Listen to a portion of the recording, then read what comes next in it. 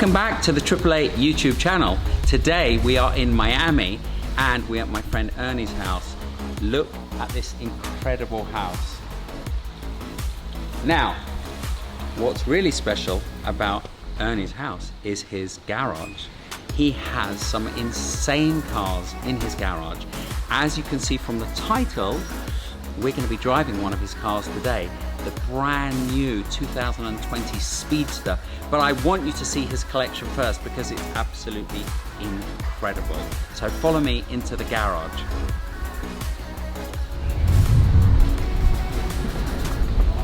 Look at this insane garage. Look how clean the floor is. I've never seen a garage this clean before. And we have 3 incredible cars for GT. Let's bring on Ernie to introduce this incredible car collection. Hello Ernie. Hey, what's up? Welcome to the channel. Let me just take these off.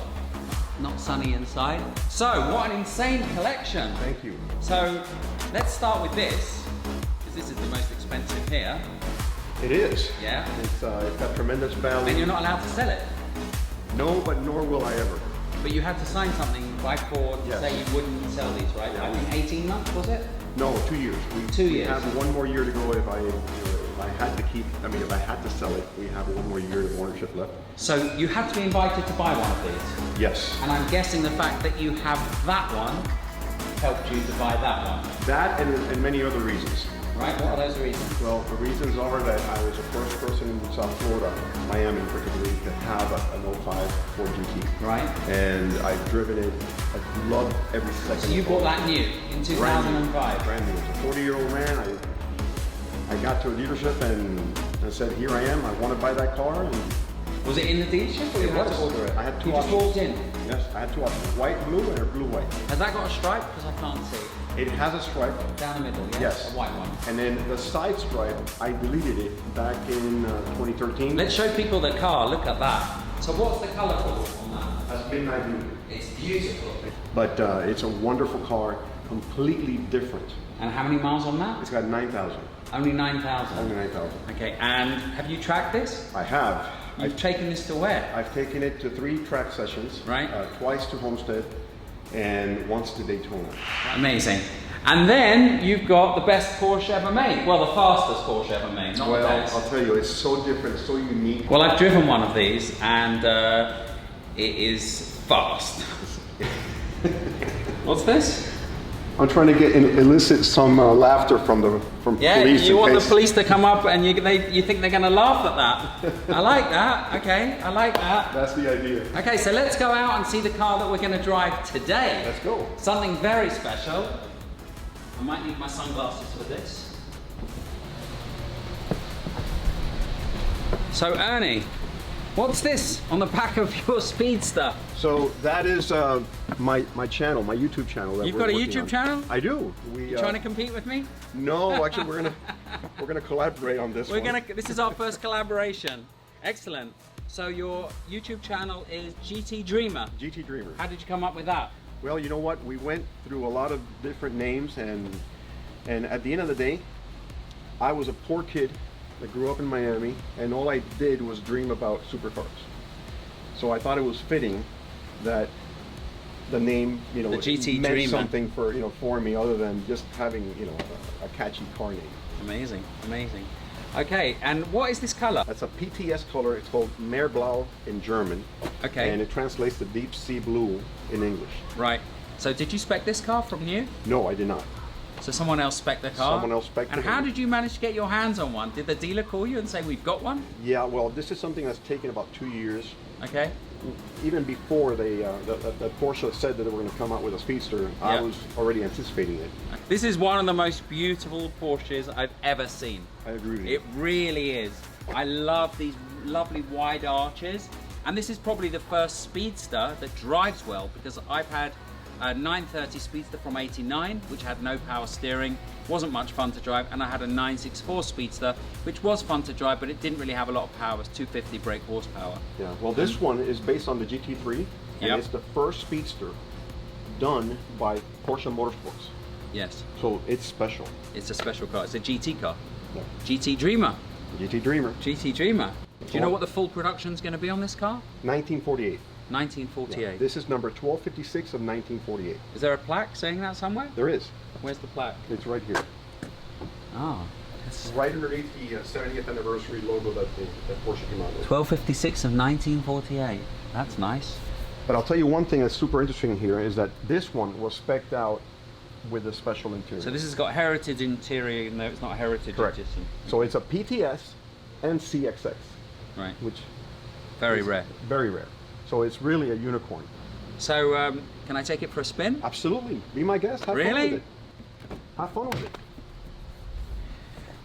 I never thought I'd be driving a Speedster on this trip to Miami. Let's start her up.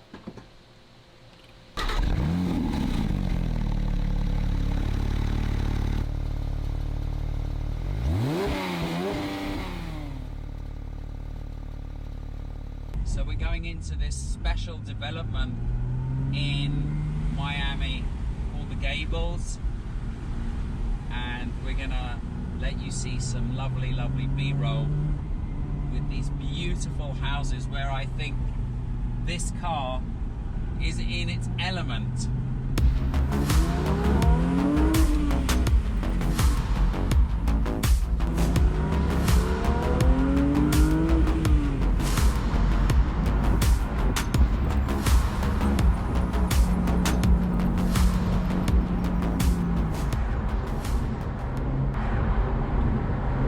So we are in the 911 Speedster.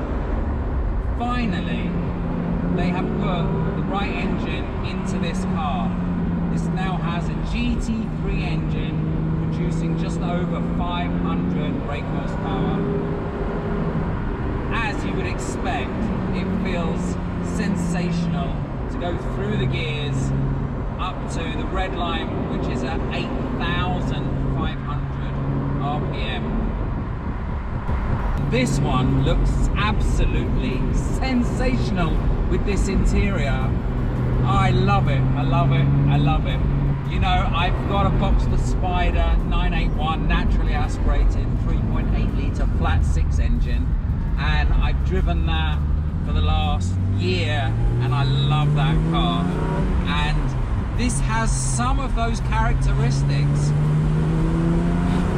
The shape of this car is what makes it really, really special. As with all Speedsters, you know, they may not have put the GT3 engine in this car before, but they all looked really, really special with that manual roof and no back seats. It's so nice to be in a convertible where you can take it all the way up the rev range with a manual gearbox. Lovely, lovely, lovely car. The manual gearbox is exactly the same feel as a 911 GT3 Touring. It's very slick, it's very easy to use. I think what makes this car special is its individuality and its uniqueness. They're not going to make too many of these cars, and so you're going to stand out even if you go to a Porsche meeting with one of these. You'll probably be the envy of a lot of people. These are now fetching in the UK £300,000 on the used market, so a hefty premium. So I've just jumped out of the car after driving it for about 20-30 minutes, and I just wanted you to see how beautiful this car looks. And look at this backdrop. Look at this incredible place in Miami. It's absolutely sensational. And this car just looks perfect in this environment. Look at this beautiful rear hump. I love it. And the nice big arches. It just looks incredible. Look at that.